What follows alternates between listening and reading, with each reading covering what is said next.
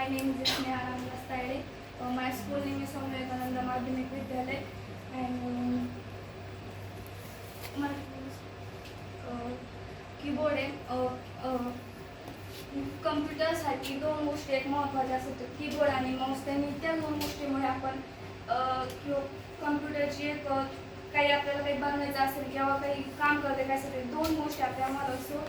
पहिल्यांदा कीबोर्ड हा आपण दोन डिव्हाइस असतात, दोन पार्ट असतात, एक ब्ल्यूटूथ आणि एक अनब्ल्यूटूथ, वायरलेस आणि अनवायरलेस.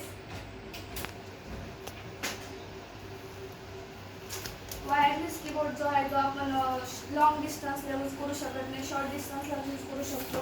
आणि जो अनवायरलेस जो कीबोर्ड असतो जो वायफाय आणि ब्लूटूथने कनेक्ट करू शकतो, तो लॉंग डिस्टन्सला यूज करू शकतो.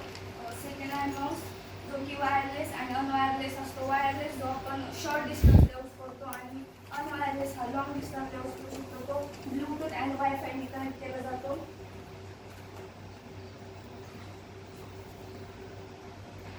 मदरबोर्ड सीपीयू हा मला म्हणजे मी बघितला होता, पण मला माहीत नव्हतं की सीपीयू हा मदरबोर्डला कनेक्ट असतो. तर थँक्यू सो मच सर की मला सांगितल्याबद्दल की सीपीयू व्हायला कनेक्ट असतो आणि तो कॅबिनेटमध्ये असतो. त्याच्याने त्या सर्व याला मदरबोर्डला ते सर्व कनेक्ट केले जाते पहिले. सो